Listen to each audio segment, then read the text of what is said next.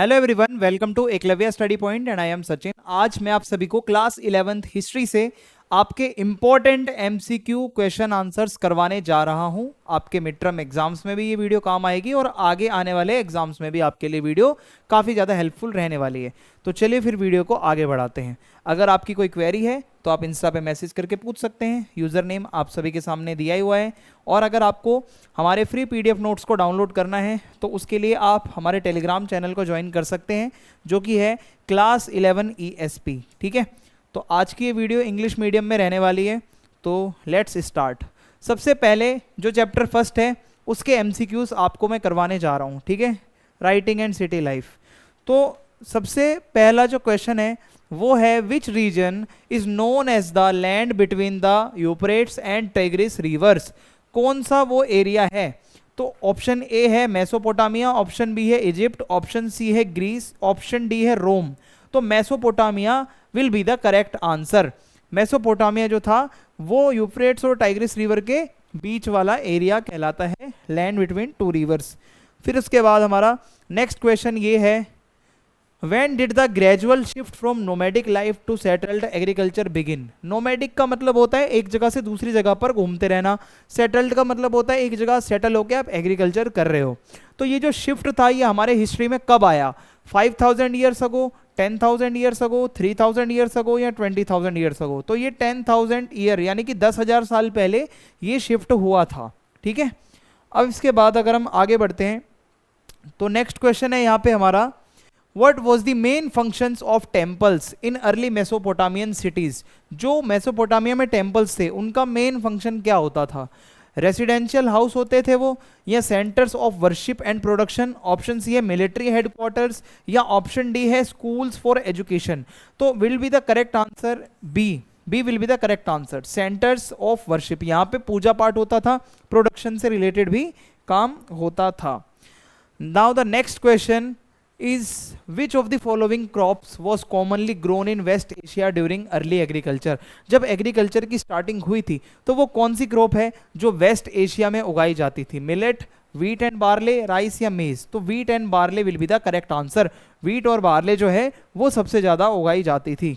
ठीक है, अब यहाँ पे नेक्स्ट क्वेश्चन है हमारा, what does the term cuneiform mean? Cuneiform का मतलब क्या है? Wedge shaped, scriptural writing, clay tablets या स्टोन कार्विंग्स?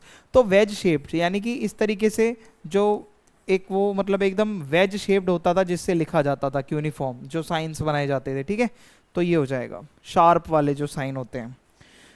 सो उसके बाद नेक्स्ट क्वेश्चन है हमारा, in Mesopotamian cities the division of labour was a significant mark of trade development, rural economy, urban life या फिर रिलीजियस प्रैक्टिसेस? ठीक है, तो यहाँ पे अगर आप देखोगे जो लेबर का डिवीज़न था वो इस चीज़ को बताता है कि वो अर्बन लाइफ वहाँ पे थी। ठीक है, जो मेसोपोटामियन सिटीज़ थी वहाँ पे आप ये लिख सकते हो अर्बन लाइफ। फिर उसके बाद जो हमारा नेक्स्ट क्वेश्चन है वो है, what was the primary purpose of writing in early Mesopotamia? देखो मेसोपोटामिया को हम याद रखते हैं उसके राइटिंग सिस्टम की वजह से। तो लोगों ने वहाँ पे लिखना क्यों शुरू किया था? क्या रीज़न था इसके पीछे का?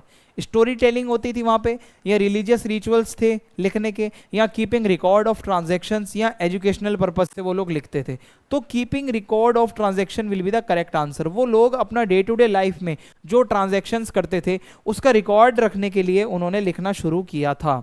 फिर उसके बाद हमारा नेक्स्ट क्वेश्चन हो जाएगा यहाँ पे, the earliest cities in the Mesopotamia date back to which age? यानी कि जो मेसोपोटामिया की अर्ली सिटीज थी वो कौन सी एज में आती हैं? आयरन एज में, स्टोन एज में, ब्रॉन्ज एज में या मॉडर्न एज में? तो ब्रॉन्ज एज में आएगी। Bronze age civilisation, bronze age जो थी जहाँ ब्रॉन्ज के टूल्स का ज़्यादा यूज हो रहा था उस टाइम पे वो आती है। फिर उसके बाद अगला क्वेश्चन है, which metal alloy was extensively use for tools in Mesopotamia? वो कौन सा टूल है जो सबसे ज़्यादा यूज हो रहा है मेसोपोटामिया के अंदर? स्टील, आयरन, ब्रॉन्ज या एल्यूमिनियम? तो ब्रॉन्ज का टूल है भाई, क्योंकि अर्लीस्ट आप देखोगे ब्रॉन्ज एज में सिटीज डेवलप हो रही हैं तो ब्रॉन्ज के टूल होंगे भाई, जाहिर सी बात है। फिर उसके बाद नेक्स्ट क्वेश्चन है हमारा, the domestication of which animal was significant in Mesopotamia trade and agriculture? कौन सा वो एनिमल है जिसको पाला जाता था बहुत ही इंपॉर्टेंटली मेसोपोटामिया के अंदर? लामा, हॉर्स, डंकी या सिटी ऑफ ट्रेड? तो यहाँ पे डंकी जो है वो पाला जाता था, डोमेस्टिकेशन होता था ट्रेड के लिए, उस पर क्या है सामान लाद के आप ले जा सकते हो उसको इधर से उधर। फिर अगला क्वेश्चन है, which civilisations writing system influence regions like the eastern Mediterranean and the Syria and Turkey? तो आप अगर इस साइड की तरफ देखोगे तो मेसोपोटामियन सिविलाइजेशन ही आती है। ऑप्शन सी यहाँ पे हमारा सही हो जाएगा, क्योंकि देखो भाई इजिप्ट वाला एरिया अलग है, ग्रीक वाला थोड़ा अलग है, इंडस वैली तो अपने इंडिया पाकिस्तान की तरफ हो जाएगी, तो मेसोपोटामिया इसका सही आंसर होगा। फिर उसके बाद अगला क्वेश्चन है यहाँ पे हमारा, पढ़ते हैं क्या है। What was one of the most far-reaching consequences of the development of agriculture? Agriculture जब आया तो उसके कॉन्सिक्वेंसेस, उसके क्या परिणाम हुए लॉन्ग टर्म में जाके, ठीक है, लंबे समय में? इंक्रीज इन हंटिंग एक्टिविटीज, क्या हंटिंग एक्टिविटीज में इंक्रीज हुआ? नहीं। Growth of nomadic life? नहीं। Settled life became more common, या डिक्रीज इन फूड प्रोडक्शन? ये भी नहीं। तो ऑप्शन सी सही होगा। जब एग्रीकल्चर आया तो एक सेटल्ड लाइफ स्टार्ट हो गई, लोग एक जगह पर सेटल होकर रहने लगे। ओके, सो ये सबसे कॉमन चीज थी जो देखने को मिलती है। फिर उसके बाद हमारा नेक्स्ट क्वेश्चन है, in which year was the cuneiform script deciphered? जो क्यूनिफॉर्म स्क्रिप्ट है, जो ऐसे साइन साइन वाली होती है, उसको कौन से ईयर में जो है डेसिफर किया गया, यानी कि पढ़ा गया? 500 CE, 1850s, 1200 BCE या 3200 BCE? तो इसमें 1850s में इसको डेसिफर किया गया, इसको पढ़ा गया। फिर उसके बाद हमारा जो नेक्स्ट क्वेश्चन है वो ये है, how did मेसोपोटामियंस transport goods between large and small settlements? जो मेसोपोटामिया के लोग होते थे, ठीक है, वो किस तरीके से जो है ले जाते थे अपना जो सामान होता था, ठीक है, transport goods between large and small settlement? जो सेटलमेंट्स होती थी, बड़े बड़े एरिया, छोटे छोटे एरिया, तो ऑन फुट, क्या पैरों के बल जाते थे, या लैंड कारवंस, या जो कारवा चलता था उसके साथ जाते थे, या थ्रू कैनाल्स एंड नेचुरल, ठीक है, चैनल्स? तो इसके अंदर आप अगर देखोगे कैनाल वाला आंसर सही हो जाएगा, कैनाल्स के थ्रू वो लोग जाते थे। अब कैनाल का मतलब क्या होता है कि भाई जो आपकी नहरें होती हैं वहाँ से वो वाटर ट्रांसपोर्ट का यूज़ करते थे, क्योंकि सस्ता भी होता था। फिर उसके बाद हमारा नेक्स्ट क्वेश्चन है यहाँ पे, who was the first known language of Mesopotamia gradually replaced by around 2400 BCE? Greek, Akkadian, Aramaic या हिब्रू? तो अक्कादियन लैंग्वेज थी, ठीक है, सबसे स्टार्टिंग वाली जो है अपनी अक्कादियन लैंग्वेज आ जाएगी यहाँ पे। बहुत सिंपल सा फैक्ट है। और आपको बता दूं, मैंने आपके सारे चैप्टर्स करवा भी रखे हैं हिस्ट्री वाले, तो आप अगर इस वीडियो के डिस्क्रिप्शन में जाओगे ना तो आपको प्लेलिस्ट का लिंक भी मिल जाएगा, वहाँ से आप चैप्टर वाइज एक्सप्लेनेशंस को भी देखते रहना। तो यहाँ पे जो हमारा अगला क्वेश्चन है वो है, why were Mesopotamian cities built in desert areas? Desert areas के आसपास ज़्यादातर मेसोपोटामिया के जो लोग हैं वो क्यों रह रहे थे?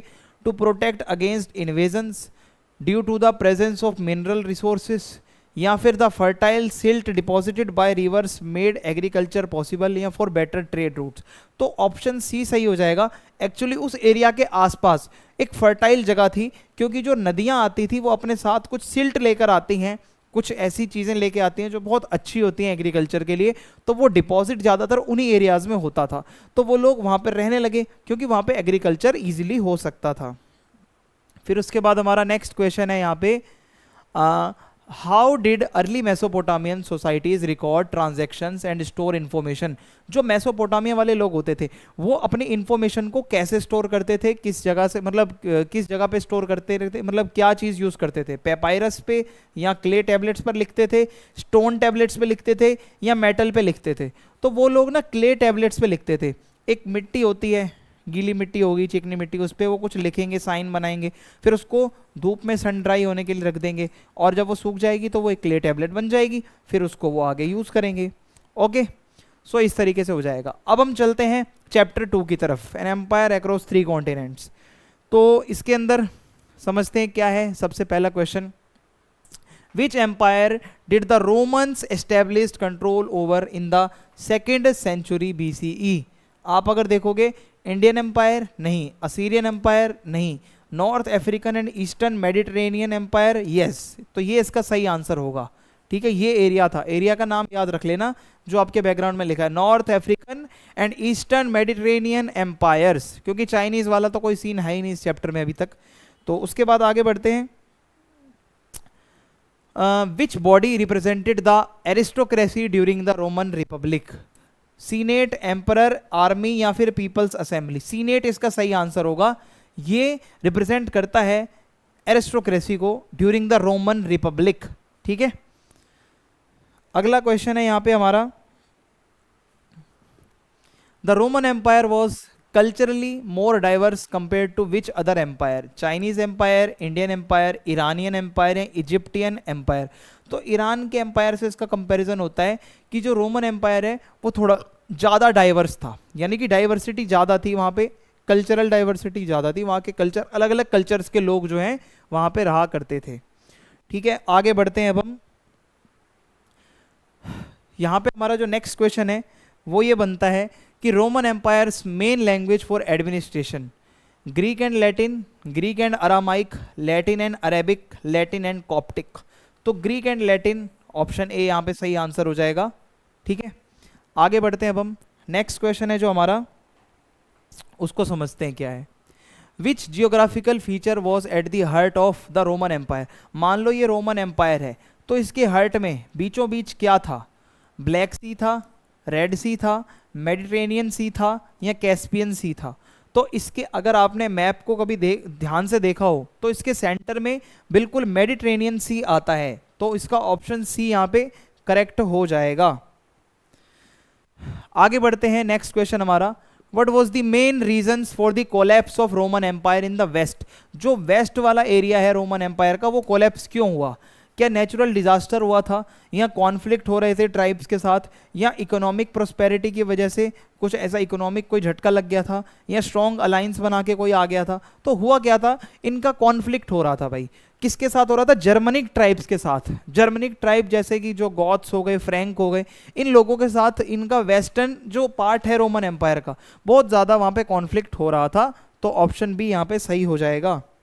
फिर उसके बाद अगर हम आगे बढ़ें तो वो है, What was the title adopted by Octavian the first Roman emperor, पहला जो रोमन एम्परर है ऑक्टावियन, उसने कौन सा टाइटल अडॉप्ट किया था, सीजर, प्रिंसेप्स, एम्परेटर या डोमिनस। तो इसमें प्रिंसेप जो है ये सही आंसर हो जाएगा, ऑप्शन बी। ठीक है, ये इसने अपना टाइटल अडॉप्ट किया था। फिर अगला क्वेश्चन है यहाँ पे हमारा, the Roman empire split into eastern and western halves in which century, मान लो ये रोमन एम्पायर है, ये दो पार्ट्स में डिवाइड हो जाता है, वेस्टर्न वाला और ईस्टर्न वाला। तो ये डिवाइड कब हुआ था, 3rd सेंचुरी में, 2nd सेंचुरी, 5th या 4th, ये 4th सेंचुरी में ऐसा हुआ है, 4th सेंचुरी में ये स्प्लिट होता है, ईस्टर्न और वेस्टर्न बन जाता है। ठीक है, आगे बढ़ते हैं अब हम,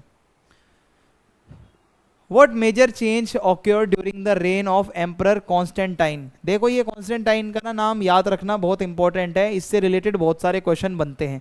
इसने क्या किया था ऐसा, एबोलिशमेंट ऑफ द सीनेट या Christianisation of the empire, expansion into India या इन्वेंशन ऑफ द कंपास। तो इसने क्रिश्चियनाइजेशन किया था, ज़्यादातर लोगों को क्रिश्चियन बनाने की कोशिश करी और क्रिश्चियनिटी को अपने वहाँ का एम्पायर का जो है मेन रिलीजन बना दिया, क्रिश्चियनिटी को प्रमोट किया इस बंदे ने।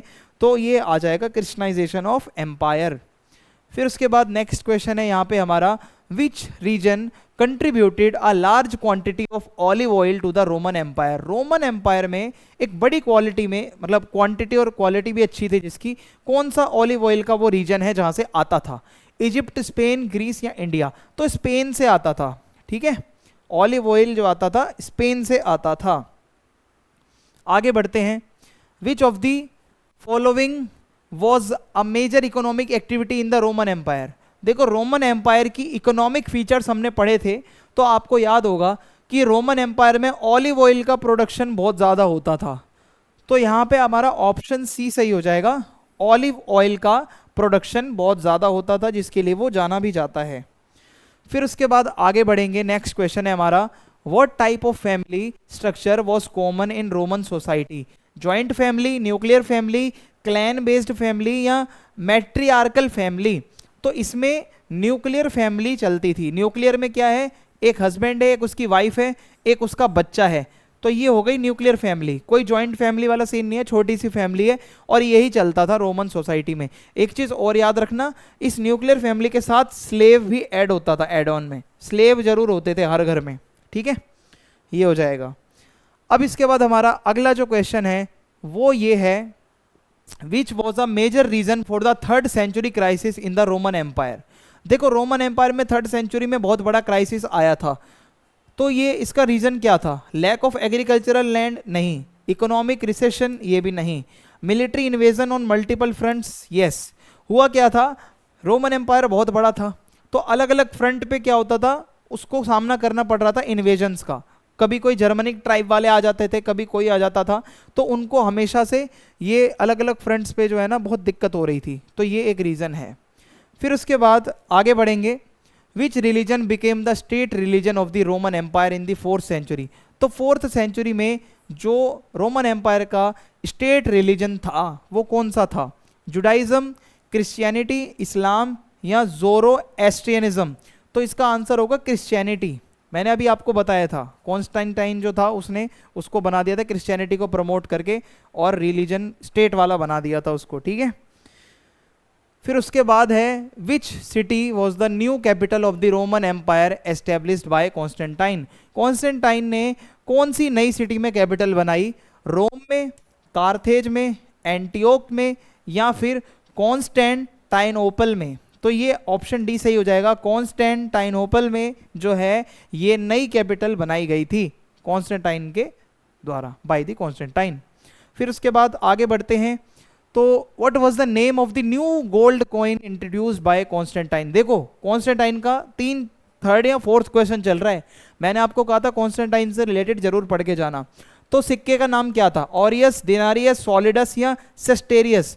तो इसमें सॉलिडस इसका सही आंसर होगा, सोने के सिक्के को सॉलिडस के नाम से जाना जाता था। अब हम चलेंगे नोमैडिक एम्पायर्स, जो आपका चैप्टर 3 है। नोमैडिक एम्पायर से आपके क्या क्या क्वेश्चंस बनते हैं वो आपको समझाने जाऊंगा। तो नोमैडिक एम्पायर में सबसे पहला जो अपना जो क्वेश्चन है वो ये है, which term is used to describe the Mongol empire under Genghis Khan. Agrarian empire, nomadic empire, maritime empire या कॉलोनियल एम्पायर। तो जो मंगोल एम्पायर था उसको नोमैडिक एम्पायर के नाम से जाना जाता है। एंड नोमैडिक एम्पायर इसलिए क्योंकि वहाँ के ज़्यादातर लोग नोमैड्स थे, एक जगह से दूसरी जगह पर वो मूवमेंट करते रहते थे, ठीक है। आगे बढ़ते हैं अब हम, who united the Mongol tribes and establish the Mongol empire. देखो मैंने आपको एक बात बताई थी, अगर आपने नोमैडिक एम्पायर चैप्टर पढ़ा हो, जो मंगोल लोग होते थे वो अलग अलग ट्राइब्स में डिवाइडेड थे, तो इनका एक ऐसा बंदा आया चंगेज खान जिसने इन सभी ट्राइब्स को जोड़ा, यूनाइटेड किया। तो इसका आंसर चंगेज खान होगा, option C will be the correct answer here. और उसके बाद अगला क्वेश्चन है यहाँ पे हमारा, which type of historical sources provide most of our knowledge about the Mongols.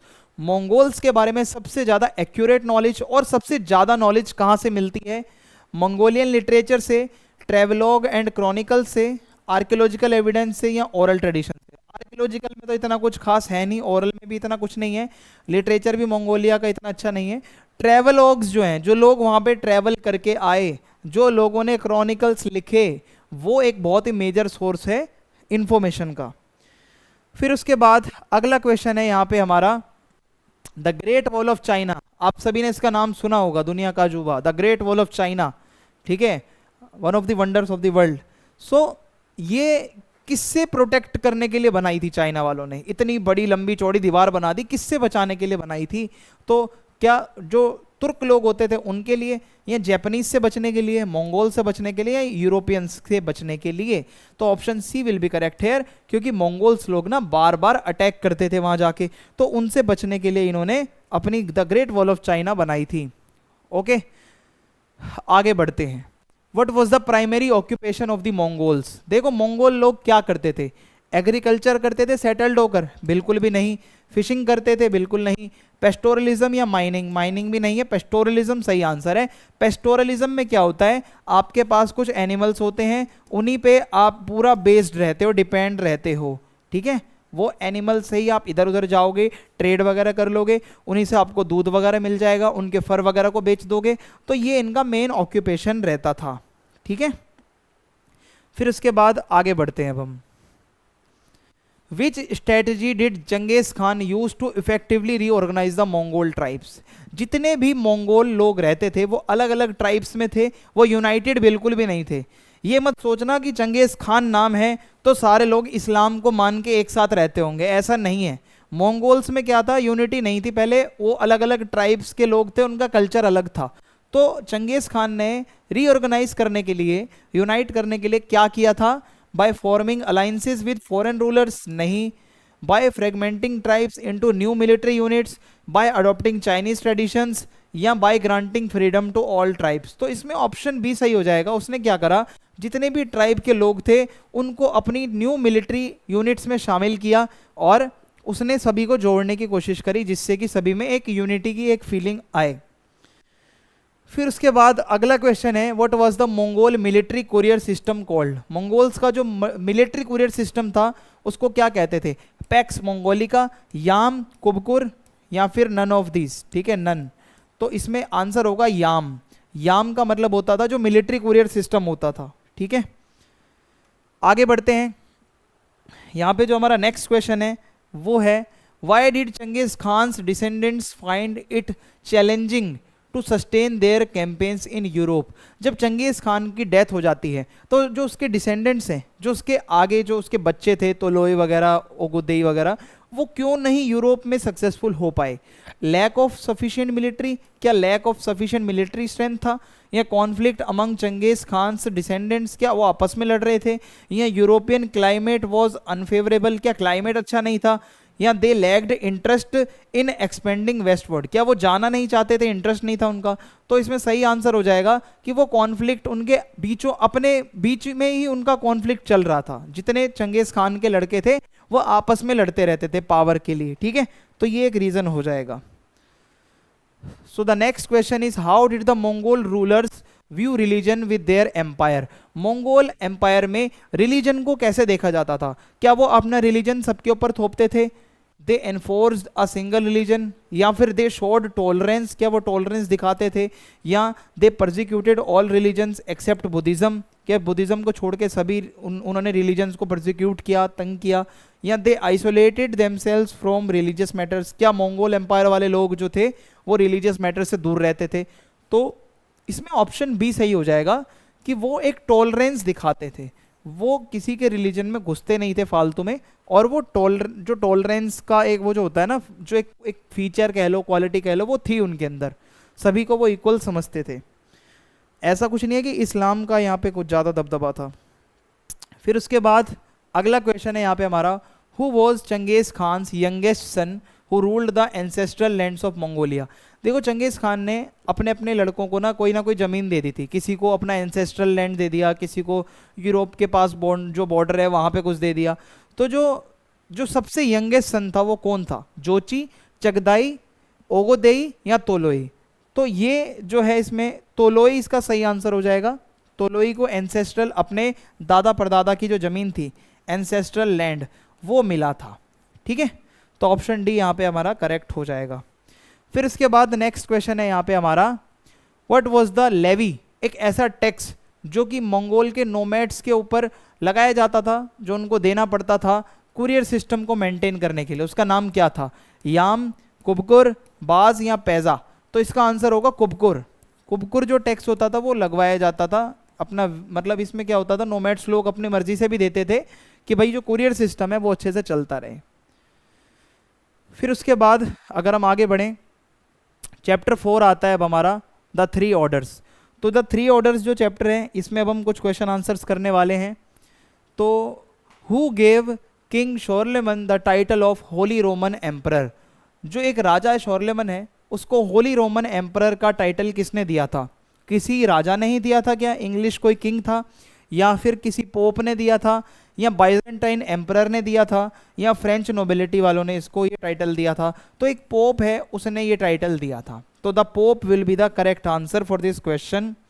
फिर उसके बाद हमारा जो नेक्स्ट क्वेश्चन है कि 3 ऑर्डर कौन से थे मिडिवल यूरोपियन सोसाइटी में, क्लर्जी, नोबिलिटी, पीजेंट्री, या king, soldiers, merchants, trader, artisan, farmer, priest, warrior, slaves. तो सबसे पहले क्लर्जी होता है, फिर नोबेलिटी आती है, फिर पीजेंट्स आते हैं। तो ऑप्शन ए यहाँ पे हमारा सही हो जाएगा। ठीक है, ऑप्शन ए, ये 3 ऑर्डर्स थे।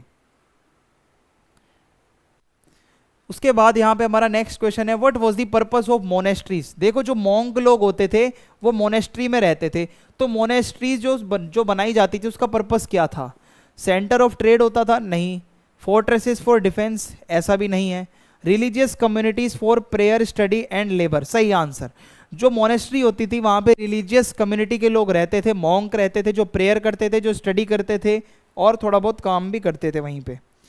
इसके बाद हमारा जो नेक्स्ट क्वेश्चन है वो ये है कि which agricultural innovation helped in increasing productivity in medieval Europe? Iron tipped ploughs, stone tools, use of animal manure या वुडन होज? तो इसका आंसर आप कमेंट बॉक्स में दोगे। अभी तक आपसे कोई क्वेश्चन पूछा नहीं गया है, लेकिन ये जो क्वेश्चन है इसका आंसर आप बताओगे कि वो कौन सा ऐसा इनोवेशन, कौन सा ऐसा टूल था जिसके आने से एग्रीकल्चर जो था वो बहुत ज़्यादा अच्छा हो गया था। ठीक है, आगे बढ़ते हैं। What were vessels in the feudal system? Feudal system के अंदर जो लोग वेसल्स होते थे वो कौन होते थे? लैंड ओनिंग नोबल्स होते थे, या पीजेंट फार्मर्स होते थे, या प्रीस्ट होते थे मोनेस्ट्रीज में, या फिर वॉरियर्स होते थे granted land in exchange of for loyalty? तो ये सही हो जाएगा भाई। वेसल्स जो थे वो उनको क्या है कि भाई वो लॉयल रहते थे, बदले में उनको लैंड मिल जाता था। तो ऑप्शन डी यहाँ पे सही हो जाएगा। आगे बढ़ते हैं। Which European country was conquered by William Duke of Normandy in the 11th century? जो विलियम है जो कि ड्यूक था, उसने कौन सी यूरोपियन कंट्री को कॉन्कर किया था 11th सेंचुरी में? फ्रांस, स्पेन, इंग्लैंड या इटली? तो उसने इंग्लैंड को कॉन्कर किया था। ऑप्शन सी यहाँ पे सही हो जाएगा। देखो जो जो क्वेश्चन आपको करवाए जा रहे हैं ये आपके सभी टॉपिक्स में से कवर हो रहे हैं। जो मेन टॉपिक्स बनते हैं आपके यहीं से ही आपके पेपर में आता है ज़्यादातर। आगे बढ़ते हैं। What caused the major economic and social crisis in 14th century Europe? तो यूरोप में जब 14th सेंचुरी चल रही थी तो एक बहुत बड़ी प्रॉब्लम हुई थी। द 100 Years वॉर, या the collapse of the Roman empire, the black death, या फिर द विकिंग्स इन्वेजन? तो ब्लैक डेथ जो एक महामारी, ठीक है, ब्लैक डेथ ये ज़्यादा फैल गई थी। इससे क्या होता है, बहुत लोग मर भी गए और इकोनॉमिक प्रॉब्लम भी बहुत ज़्यादा आ गई थी। तो इसके अंदर हमारा ऑप्शन सी ब्लैक डेथ वाला आंसर सही हो जाएगा। फिर उसके बाद आगे बढ़ते हैं। नेक्स्ट क्वेश्चन है हमारा, कैथोलिक चर्च जो है वो एक टैक्स लगाता था पीजेंट्स के ऊपर, which was 1/10 of their produce. जितना भी वो प्रोड्यूस करते थे उसका जो 1/10 हिस्सा होता था वो उनको टैक्स देना पड़ता था। और इसको क्या कहते थे भाई? टैक्स को टोल, ट्रिब्यूट, टीथ या लेवी? तो इसको टीथ नाम से जाना जाता था, जो चर्च टैक्स लेता था। ठीक है, टीथ कहते थे इसको। आगे बढ़ते हैं। Who were Surf in medieval Europe? देखो अब यहाँ पे क्या है कि आपने रोमन एम्पायर में स्लेव्स के बारे में पढ़ा था और इस वाले चैप्टर में हमने सर्फ के बारे में पढ़ा है। अब ये सर्फ कौन थे? फ्री पीजेंट्स होते थे, या स्किल्ड क्राफ्टमैन होते थे, लैंड ओनर्स होते थे, या फिर ये पीजेंट्स होते थे जो कि अपने लॉर्ड के लैंड के साथ ही बाउंडेड रहते थे, उनके वहीं काम करते थे और कहीं नहीं जाते थे? तो ऑप्शन डी सही हो जाएगा। ये वो पीजेंट्स थे जो बाउंडेड रहते थे, एक तरीके से अपने लॉर्ड्स के साथ में ही रहते थे। फिर उसके बाद अगला क्वेश्चन है, what was the role of knights in the feudal system? Knights, अगर आपको चैप्टर याद आ रहा है, एक वॉरियर, एक कम्युनिटी नाइट्स जो बहुत अच्छे से लड़ते थे, तो उनका मेन रोल क्या था? To manage trade? नहीं। To provide military service in exchange for land, या to maintain law and order, या to collect taxes from peasants? तो ऑप्शन बी सही हो जाएगा। नाइट्स का काम होता था मिलिट्री सर्विस प्रोवाइड करना जब भी जरूरत होती थी, क्योंकि लोकल वॉर्स बहुत होती रहती थी। एक टाइम जब यूरोप में ऐसा आया, लोग आपस में लड़ते रहते थे, इन्वेजन्स हो रहे थे, तो नाइट्स की जरूरत बहुत ज़्यादा थी, तो इनका यूज़ करवाया गया वहाँ पे। ठीक है, फिर उसके बाद अगला क्वेश्चन है यहाँ पे हमारा, which of the following led to the decline of the feudal system in Europe? देखो पहले क्या है, फ्यूडल सिस्टम चलता था। फ्यूडल सिस्टम में उसकी चलती थी जिसके पास लैंड जितना ज़्यादा है, ठीक है। और हुआ क्या, धीरे धीरे द राइज ऑफ मोनार्की, या the invention of the wheel, या स्प्रेड ऑफ क्रिश्चियनिटी, या कंस्ट्रक्शन ऑफ कैसल्स? किस वजह से ये जो फ्यूडल सिस्टम है ये डिक्लाइन में आया? भाई इसमें मोनार्कीज का जब राइज हुआ, जब राजा खुद सबसे ज़्यादा पावरफुल हो गया, मोनार्क आ गए, सेंट्रलाइज्ड पूरा एक किंगडम बन गया, तो जो ये फ्यूडल लॉर्ड्स होते थे ना, इनकी जो रिस्पेक्ट है और जो इनकी जो एक इज्जत है वो कम हो गई। ठीक है, आगे बढ़ते हैं, क्योंकि राजाओं ने सब अपने हाथ में ले लिया। What was the manorial state? Manor, एक लॉर्ड की मेनर, एक बहुत बड़ी जमीन, एक एस्टेट होता था। वहाँ पे क्या है, ये सेल्फ सफिशिएंट होता था, किसी और से फंडिंग नहीं लेता था। यहाँ पे एग्रीकल्चर के लिए लैंड भी होता था, यहाँ पे चर्च भी होता था, यहाँ पे वाइन प्रेस वगैरह भी होती थी, जहाँ पे मतलब वो अंगूरों से वाइन बनाई जाती थी, यहाँ पे लोगों के घर भी होते थे। तो एक मेनोर जो होता है वो बहुत बड़ा एस्टेट होता है। तो इसमें ऑप्शन ए है, a market place for trade, a land controlled by the clergy, या अ सेल्फ सफिशिएंट यूनिट। देखो ये सही आंसर है, सेल्फ सफिशिएंट यूनिट होती थी जो लॉर्ड के उसमें होती थी, लॉर्ड की होती थी वो। ठीक है, उसका ओनर लॉर्ड होता था। तो ऑप्शन सी यहाँ पे सही हो जाएगा।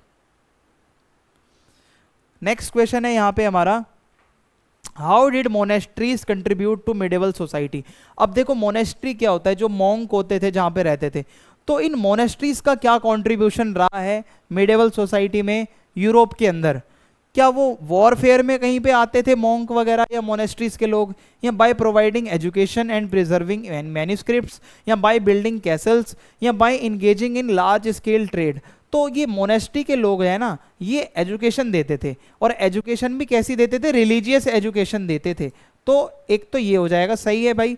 और प्रिजर्विंग मैन्यूस्क्रिप्ट्स, मैन्यूस्क्रिप्ट क्या होता है, बहुत पुरानी पुरानी जो लिखा हुआ कुछ पड़ा होता है मैन्यूस्क्रिप्ट्स, उसको ये प्रिजर्व करके रखते थे अपने पास में। तो ऑप्शन बी यहाँ पे हमारा सही हो जाएगा। ठीक है, तो इस तरीके से जो आपको क्वेश्चंस करवाए गए हैं ना, इनकी प्रैक्टिस कर लेना, बहुत ही इंपॉर्टेंट थे ये। वीडियो पसंद आई है, चैनल को सब्सक्राइब करें, लाइक करें, अपना फीडबैक लिखें, और जो एक क्वेश्चन आपसे पूछा था उसका आंसर जरूर देना, और वीडियो को ज़्यादा से ज़्यादा अपने फ्रेंड्स के साथ शेयर करें। जय हिंद, जय भारत।